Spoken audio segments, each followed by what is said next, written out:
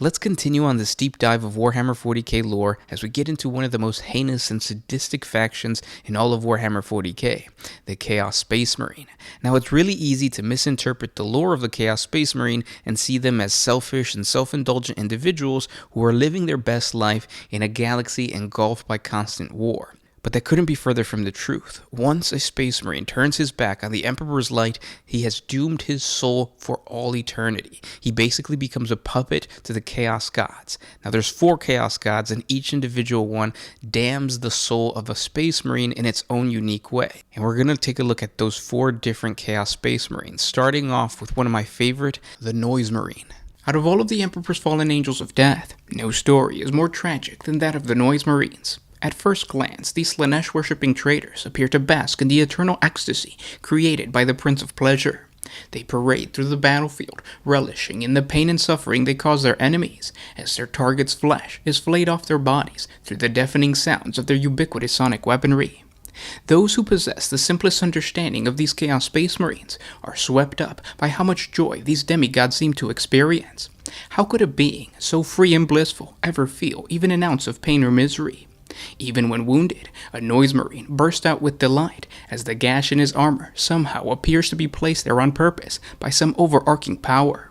The sheer elegance of these warriors that maneuver through the battlefield of death and destruction with effortless relaxation is enough to tempt even the most stoic Space Marines towards the worship of the Chaos Gods. But what most soldiers fail to realize is the depravity, addiction, and enslavement behind a Noise Marine. These are the horrible realities of a Chaos Space Marine dedicated to Slaanesh. While the following is true about most Chaos Space Marines, it resonates deeper for the Noise Marine. At the heart of betraying the Emperor of mankind and the selfish pursuit of the powers of chaos is a self-doubt that all Noise Marines will never be able to run away from. Even after receiving the blessings that are the gene seed organs of an Astartes warrior and crossing the Rubicon Primaris, in the mind of a traitor, these boons are never enough. An unquenched desire scrapes at the soul of a Space Marine that is persuaded by the calling of Slaanesh, and the source of this dissatisfaction varies from Noise Marine to Noise Marine, but it always leads to the worst possible heresy an Astartes can ever commit: apostasy. Some Noise Marines feel a deep sense of inadequacy, as if being picked by their chapter's chaplain was a mistake, and the glory and honor of their proud chapter weighs down on the shoulders of a battle brother that cannot reach the achievements of their predecessors, let alone the expectations of a Primarch and the Emperor of mankind. For these future worshippers of Slaanesh, the Dark Prince represents an escape from this self-deprecation. Unfortunately, this intense self-criticism will eventually return after the mind becomes accustomed to the joy the Prince of Pleasure can provide. For other Noise Marines, the dissatisfaction comes from feeling like their new godlike lives are bound by the chore that is the protection of mankind. The strict regime each Space Marine must follow in order to guarantee that they can enforce the Emperor's will throughout the galaxy is in fact narrowing the mind, body, and spirit of the Astartes. They are dissatisfied with how little of the world they are able to experience due to the oppressive nature of not only the Imperium of Man, but the traditions laid out by the Primarchs. A Space Marine can easily use his charisma to enhance the life of himself and others. He could be using his heightened senses to create art, music, and literature that a simple human mind could never create. And yet they are forbidden and are expected to live lives like primitive intelligent beings, expected to train and drill every single day as if they didn't possess the superhuman powers of an Adeptus Astartes warrior. Whether this dissatisfaction is rooted in themselves, or they blame the backward culture of the Corpse Emperor, this intense flaw in the mind of a Space Marine is a calling card for the Prince of Pleasure, who offers affirmation through his worship. A Noise Marine is convinced that these beliefs are true, and only by breaking away from the Imperium of Man and allowing himself to experience the world through the guidance of Slaanesh would a Space Marine fully satisfy the empty desire in his heart. Unfortunately, when a Space Marine finally succumbs to temptation, the release is only temporary. Yes, a new worshipper of Slaanesh experiences a sense of fulfillment like never before, as his every sensations are enhanced and the wonders of the world are experienced in a brand new light.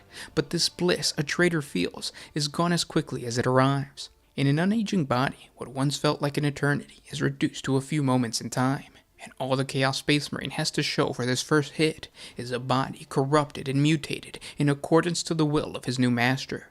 This begins a spiral into addiction that every single worshipper of Slaanesh must deal with. Just as before, the emptiness inside wraps itself around the Noise Marine, and only more extreme sensations can give him the same rush of fulfillment as before.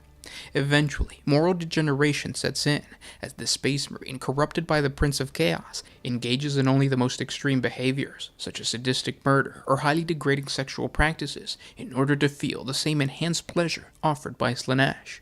Each gift becomes a curse, as his actions become eclipsed by the desire of the satisfaction. It doesn't matter if the Noise Marine is perfecting his warrior craft anymore.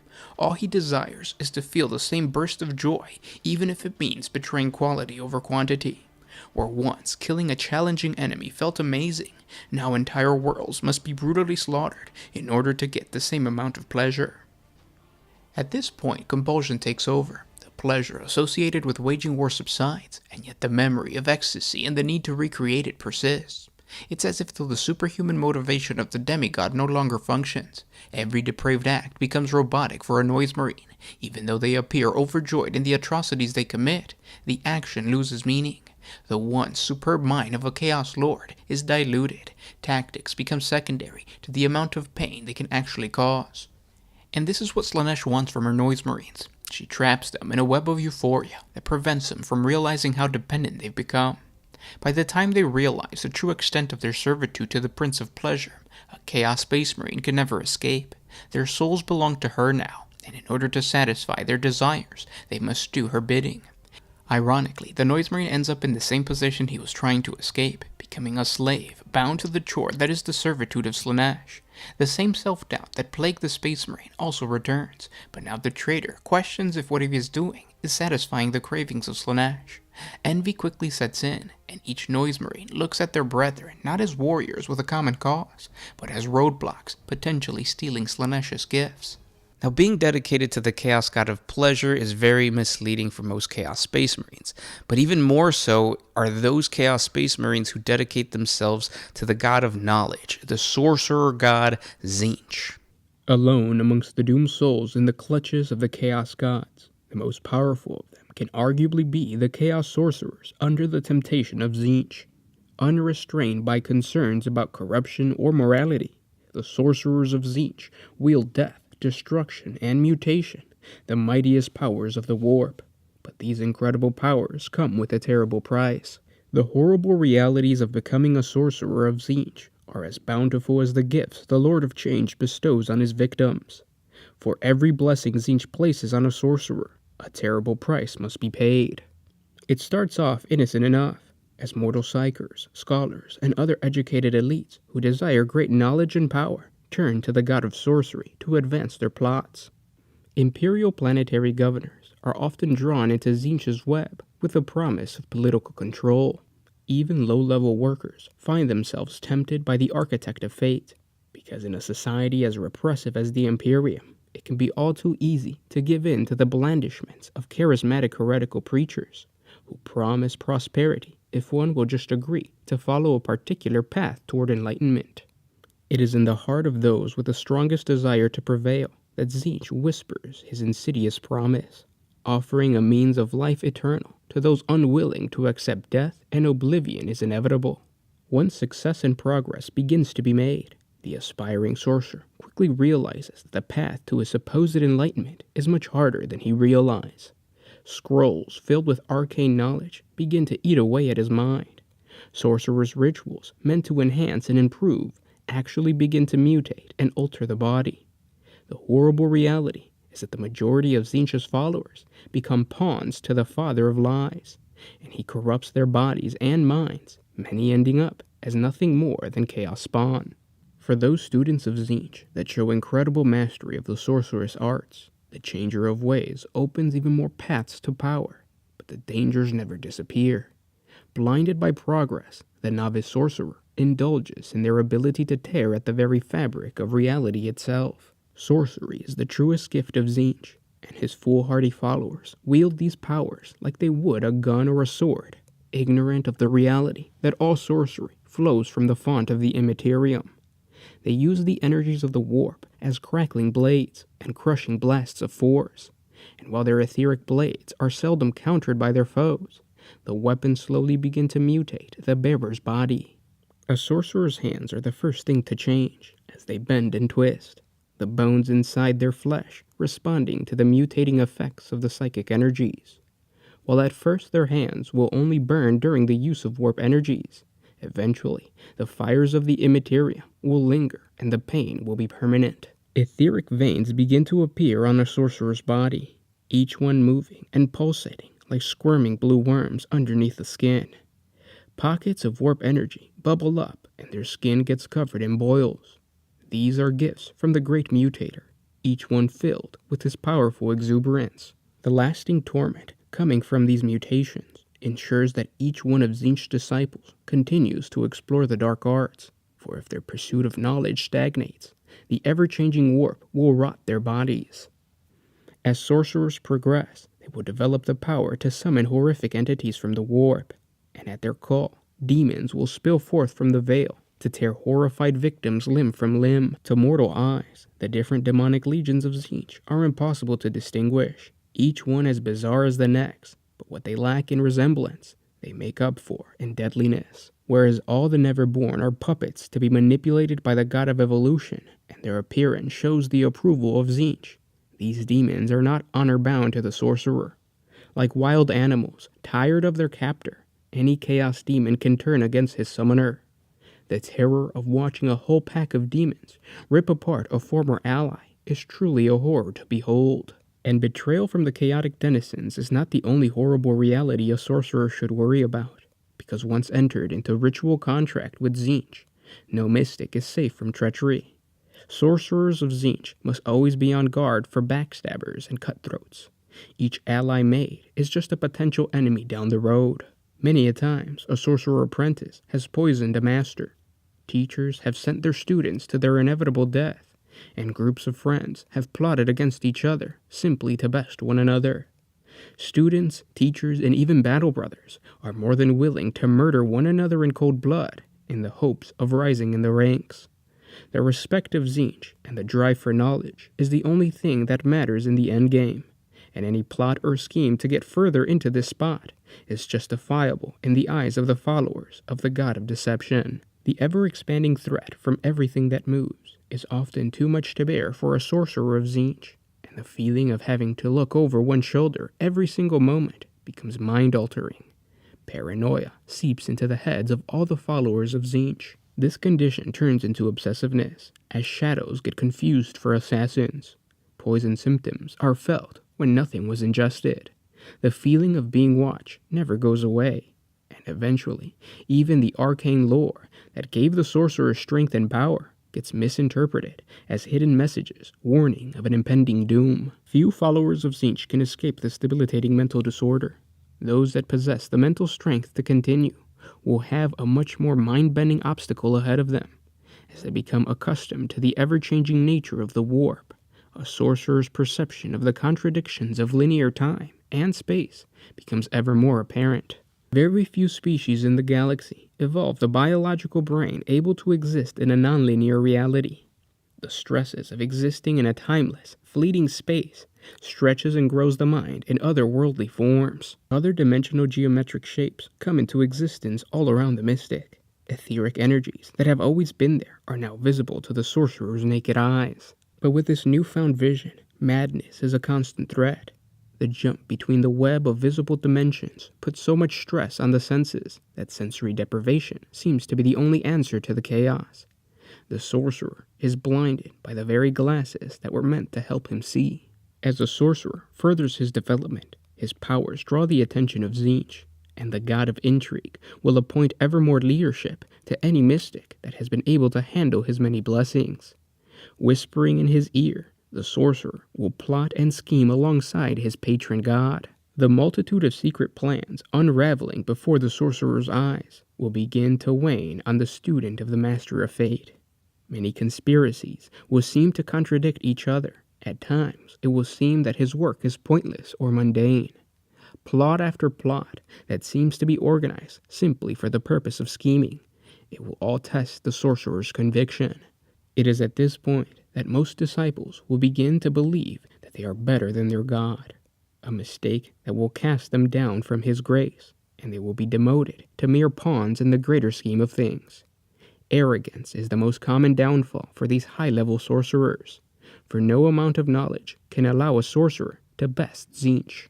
Lies and confusions are spoken softly into the ears of these sorcerers. Rituals and conjurings are spoiled by false information planted by the true god of deception long ago.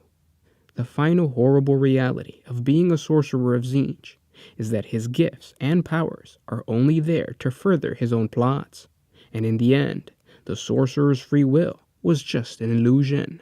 Let's continue down this path of damnation as we get into another Chaos Space Marine who dedicates himself to a god that is absolutely perfect for a Space Marine, a god dedicated to nothing but war, the Khorne Berserker. In the grimdark future of the 41st millennium, a Traitor Marine faction stands apart from all other renegade legions. The Khorne Berserker, a Chaos Space Marine that betrayed the Emperor and sold his soul to the god of blood, war, and murder in exchange for the promise of strength, vitality, and prowess in combat. But the horrible reality is that each Berserker must pay a terrible price for these enhancements. The sad truth is that each and every traitor was already one of the galaxy's most fierce and adept warriors before they turned to Khorne, capable of suffering wounds that would kill a lesser being several times over, free of the human compassion that would hinder their skills in combat, and mentally conditioned to be superior tacticianists in war. Every Adeptus Astartes could stand toe-to-toe with the galaxy's most gruesome and savage creatures and come out on top. This includes Traitor Marines blessed with Khorne's mutational gifts. The sad reality is that each renegade Marine that has become or is in the process of becoming a Khorne Berserker has within them a mental flaw that obsesses over the idea that their virtue in battle is severely flawed and warrants exceptional measures to hide or fix their perceived weakness. A Marine who will eventually turn to Khorne will spend an unusually large amount of time performing close combat drills outside of the daily training regime. In their eyes, their performance in these practices will never leave them satisfied, and an unhealthy desire to improve their craft will take control of their psyche. Most of the time, a Marine that displays these types of routines will draw the attention of a chapter chaplain, and that chaplain will test their will and devotion to the Emperor. If found wanting, a chaplain will not hesitate to correct these flaws, whether that be by medical means with the aid of the chapter's apothecary, the mental scrutiny of a chapter librarian, or in most severe cases, death. A chaplain will not hesitate in order to protect his chapter and every battle brother under his vigil. Unfortunately, not all mental flaws such as these are found in one individual battle brother, but more often than not, these flaws are chapter-wide. This creates a tremendous strain on the will of the chapter, as each Astarte must fight their own inner demons and avoid the temptations of the god of war. The promise of glory in every battle becomes a tempting desire, and if their will breaks, especially when it's a chapter master's will, the result is an entire Space Marine chapter turning to chaos. When this occurs, not all Space Marines will agree to cast their vows to the Emperor, and those loyal in the chapter will attempt to purge their ranks of the grotesque usurpers. But sadly, many high-ranking Astartes that have already turned coat will plan for this event, and spring a multitude of traps on the loyalist factions within the chapter. If the chapter schism creates even sides, a prolonged brutal conflict may ensue. Entire Space Marine fleets may go to war against each other in a chapter civil war. Chapter homeworlds may be torn apart by the bitter struggle of these Star Warriors. Each disunity will play out differently, but what is certain is that no loyal Space Marine will call for aid from the Imperial Navy or the Imperial Guard. Other Astarte chapters may be called for help if the balance is tipped in the favor of the traitors, and the loyalists are too few to properly quell the uprising. But even then, a Space Marine would much rather see his fortress monastery reduced to ashes than see it in the hands of a traitor brother. Sadly, not all chapters will see a loyalist victory, and once the traitors solidify control, the Imperium will see the birth of another renegade chapter, born from the ashes of weakness and self-doubt. At first, Khorne Berserkers will bask in the glory of an unshackled future. Entire planetary sectors will feel the brutal wrath of these new, bloodthirsty marauders. Berserkers will witness untamed glory as they conquer world after world, and their bloodlust in combat will be satisfied every day as they decapitate, maim, and terrorize hive city after hive city, indifferent of the targets that lie before them, whether it be Xenos, human, or mutant. The Khorne Berserker is a nightmare to any that crosses his path. Any damage dealt to these bloodthirsty demigods will only increase their rage and their potential to inflict gruesome affliction. The horrible reality about facing a Khorne Berserker is that he enjoys causing as much pain as he does collecting skulls. Like vampire bats of ancient Terra, the Berserker zeroes in on vital arteries and slices deep into his victims to unleash fountains of blood. Limbs are strategically severed, and his victims are purposefully left to bleed out. Necks are twisted and pulled with the right amount of force to strip out entire spinal columns in an artful display of butchery. Once in the path of a Khorne Berserker, no one is safe. Children will be crushed underneath the immense power and size of a Chaos Space Marine stomp. Infants will be stolen from their mothers' hands and tossed like rags. The weeping mothers will be split in half as the Berserker marches through them, each half of their mutilated bodies hitting the ground at the same time. The poor souls that manage to hide or escape the bloody carnage will return to witness grotesque harvestings of skulls, as the Traitor Marines collect skulls for the Skull Throne. The dismembered bodies of the slain will be gathered together, and giant effigies of Khorne will be erected, made out of the victims' carcasses. Streets, alleyways, and even rivers will run red with the blood of the slain. Upon the first raid is when a Khorne Berserker will discover this new thirst for blood. Unfamiliar with desires other than selfish victory in battle, the traitor will not question it at first, even when it clouds his judgment, and so will indulge in the slaughter. But soon he comes to realize that this is no mere impulse, but a compulsion that will drive him mad. The Berserker's mind becomes infested with thoughts of slaughter. Every second not spent spilling blood will drive him crazy. His superhuman biology will fight itself as he meanders mindlessly in between war zones. A loud buzzing will haunt his thoughts every second he is not in battle.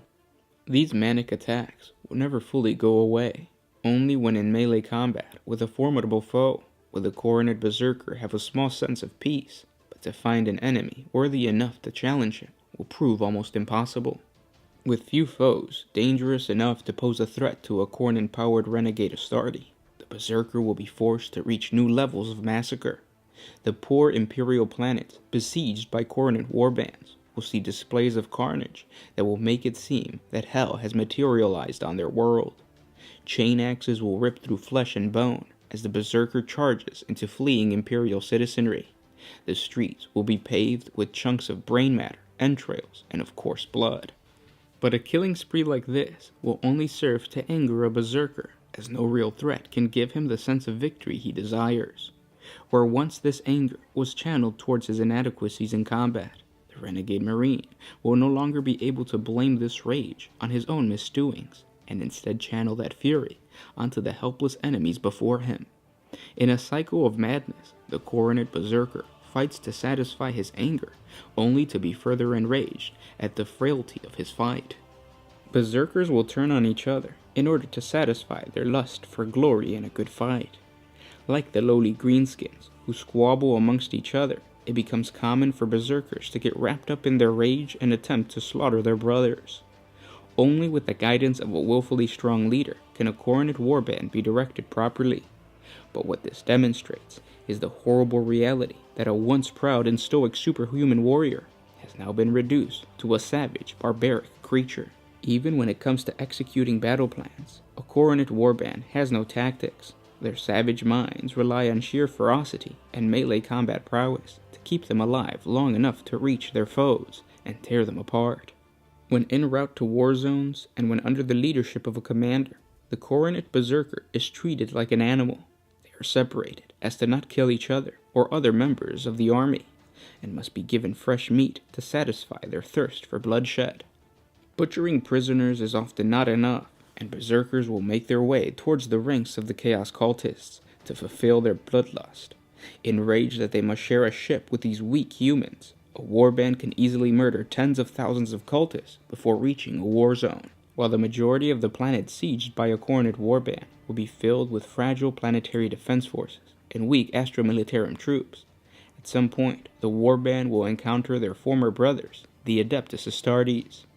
The proud loyal Angels of Death will look on to their former brothers and see the bastardized form of a once superhuman warrior.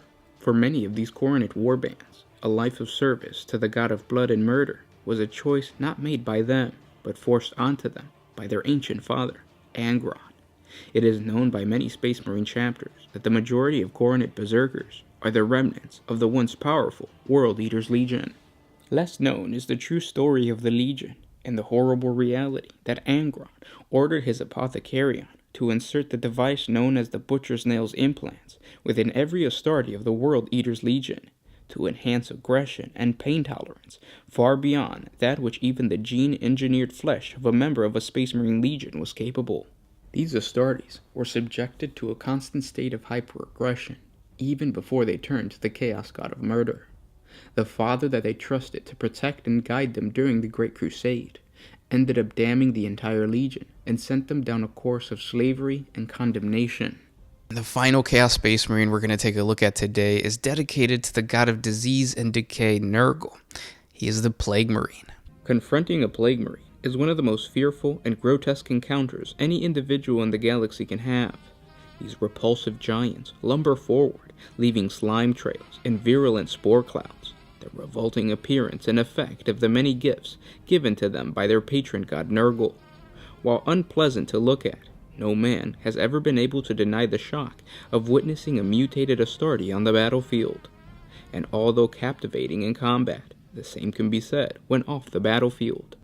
The daily life of a Plague Marines is like no creatures in the galaxy, for they know no pain or discomfort. The last time they felt physical torment was the moment right before they betrayed the Emperor and swore an allegiance to the god of decay. Convinced by grandfather Nurgle to become one of his children and avoid the agony of death that their false emperor could not stop, these Chaos Marines have a love for their patron god like no other traitor has.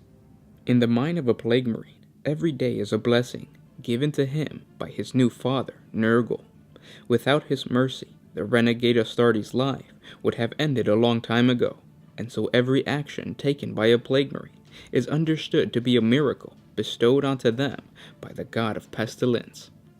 While the many chapters of the Adeptus Astarte hold the teachings of the ancient imperial truth in their minds and view the Emperor as humanity's strongest and most important individual, but never a god, avoiding the religious worship of any form, a Plague Marine fully commits to the glorification of their savior Nurgle. Just like the Adeptus Ministorum teaches every imperial citizen that they are children of the Emperor, a Plague Marine sees the god of decay not just as his god, but the god of every living thing in the galaxy.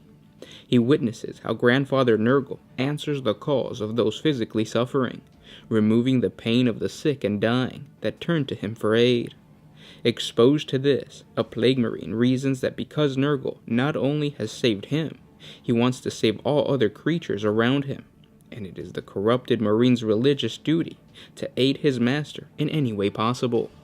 There are many religious duties that form the core of the pillars of the worship of Nurgle, but a Plague Marine spends most non-combat days overseeing the maintenance or spread of the many gardens of his patron god. Everywhere the armies of Nurgle go, they spread Nurgle's rot, and this rot not only affects humans and Xenos, but all living things, including plants. A massive array of flora and fauna has been collected on every planet touched by Nurgle, and some corrupted vegetation is crucial in order to convert more beings to the worship of Nurgle. Free from pain, a Plague Marine can stand in the garden of Nurgle and withstand the bite of rotflies in order to push plague bearers to plant and harvest more greenery, like Nurgle skull seeds, that then attract stomping, over-exuberant chaos beasts that mistake their fruits for the heads of new playthings. This scatters their matter violently into the air, where it comes to rest on the wings of the bloat flies, which then make them easy prey for other flying predators, spreading Nurgle's experimental diseases and causing the garden to grow as more things become infected. The joy a Plague Marine gets from watching Nurgle's garden spread is tremendous, as he understands that each acre consumed is one less plot of land for the native greenery to grow. Soon the planet will be choked out as food becomes impossible to grow, and disease becomes easier and quicker to spread. Other times, Plague Marines force Plague Bearers to accompany them in harvesting the bloated heads of infected humans. An entire day can be spent scanning through hive cities and battlefields for these pus-filled heads, but once collected, the harvest can be taken to a foul blight spawn that then boils the flesh in great bronze vats filled with black blood. The cavities are then filled with infected matter, and the orifices plugged shut with wax. The end result is a Plague Marine's favorite weapon, a blight grenade. Every batch of blight grenades is another opportunity to refine the recipe and achieve a more powerful result. Most consider Nurgle's Rot the only true blessing a blight grenade should deliver, though other diseases, like Cankerheart and the Crimson Seep, are both popular choices. Either way, a Plague Marine feels a sense of satisfaction from the creation of these weapons, as each one will conceive more followers of Nurgle, as the pain caused by their effect will push the afflicted into Grandfather Nurgle's loving arms. Pride and joyous amusement fills the minds of the Plague Marines as they watch disease-ridden bodies twist on the ground from the countless illnesses of Nurgle. Pain and suffering are a necessity in order to fully accept Nurgle's gifts. A worshipper of Nurgle cannot understand the forgiving and loving nature of Grandfather Nurgle until he is liberated from the torment that comes from Nurgle's Rot. After a victorious battle, many Plague Marines spend their days sitting alongside doomed victims of disease spread by Nurgle's army. They watch as the skin of the infected bubble from infection. They laugh as the stretched skin pops and pale pus squirts onto the dying souls all around them. They see the anguish of the non-worshippers as something to be cheerful about. They love to watch the wiggling maggots of virus victims as they break through the many orifices of the human body, eating away at eyeballs and lips. Each new sore or rash is another opportunity for the inflicted to turn to the god of decay, who is ready to free them of the misery. The strong that have a higher tolerance for pain and can use their own willpower to fight back the disease are seen as heathens for not accepting the gifts presented to them, and so are killed. Waving their massive plague knives over the eyes of those that can still see, they give the sufferer one last chance to turn to chaos before crushing them. These individuals are hated by the Plague Marines, as they must be the ones to put an end to the joy of suffering. The most delightful victims to watch rolling around in pain are the Plague Marines' former brothers, the Loyalist Astartes. Their superhuman biology is something that never succumbed to standard illness, and so when a Space Marine is infected by Nurgle's Rot and brought to his knees, it is truly a blissful sight to behold. The excitement that a Plague Marine will soon be born is as thrilling as introducing a friend into a new hobby. The Plague Marine watches as the secondary heart of an Astartes struggles to keep up after the first capitulated. His mind is filled with glee as the Battle Brother's chest heaves irregularly as blood fills his lungs. He can see in the eyes of the Space Marine the doubt that is building up about the false Emperor. Once a Plague Marine is born, it is on to the next victim. The majority of Plague Marines are the remnants of the once proud Death Guard Legion of the Great Crusade, and while their bodies have been able to stand the test of time, thanks to the many gifts of Nurgle, their armor and weapons have not. Every day, a Plague Marine will notice more and more of his armor erode away. Rust builds up, cracks form, and become wider, until eventually the majority of the once proud and solid Astartes armor is gone. There are many attempts to combat this issue. For instance, the heretical pattern of an open vent reactor backpack allows the Plague Marine to continue the use of his mobile war gear, as well as the intentional swelling, or even cracking like a broken eggshell of the power armor, to contain the grotesquely mutated physique of its wearer. Luckily for the Plague Marine, every day comes with a new disturbing rash or other form of bodily erosion, and these gifts often benefit the traitor in some way. While a massive explosion might have blown off what remains of his power armor and subsequently taken a limb, it's just an opportunity for one of Nurgle's many diseases to have space to grow some form of tentacle appendage. After major battles, a Plague Marine takes time to get familiar with these new changes to his eroding body. It takes time to learn how to maneuver the body when an enemy sliced open the Plague Marine's bloated stomach, and now his intestines are dangling outside the body. A new tentacle leg might be longer than the traitor's normal leg, or it might have suction cups that make his normal leg pointless. In the mind of a Plague Marine, each grotesque development is another wonderful gift from Grandfather Nurgle. Slowly, the symbolic weapon of the once proud Astarte, the bolter, will begin to erode away, and the Plague Marine will be forced not to rely on ranged tactic as much. Instead, the Traitor will become very familiar with using one of the many gifts of Nurgle in close combat. Plague Marines spend many hours becoming better at using plague-infested weapons, like the massive plague knives, meticulously learning to slice deep enough to infect the victim, but shallow enough not to kill him outright. Every day of a Plague Marine's life is spent enjoying the blessings of life and the liberation from pain given to them by the god of pestilence. And the only way to truly enjoy his new life is to continue the spread of Nurgle's love in the form of disease, pestilence, and decay. And as you can see, dedicating your soul to the Chaos Gods is truly a path of damnation for all of eternity. Many of these Chaos Space Marines will live forever in these twisted and hellish lives. Let me know in the comment section below, if you were a Chaos Space Marine in the 40K universe, what god would you pledge your soul to? If you guys are enjoying these videos, please don't forget to hit the like button, share these videos with your friends, comment whatever you want in the comment section below. I know there's a lot to talk about. This is a very hot topic. But also, if you guys want to support the channel, you can with a super thanks, or hit us up on Patreon. The link is down in the description below. Thank you guys so much for listening, and I will talk to you tomorrow. This was Garsh1 with One Mind Syndicate, signing out.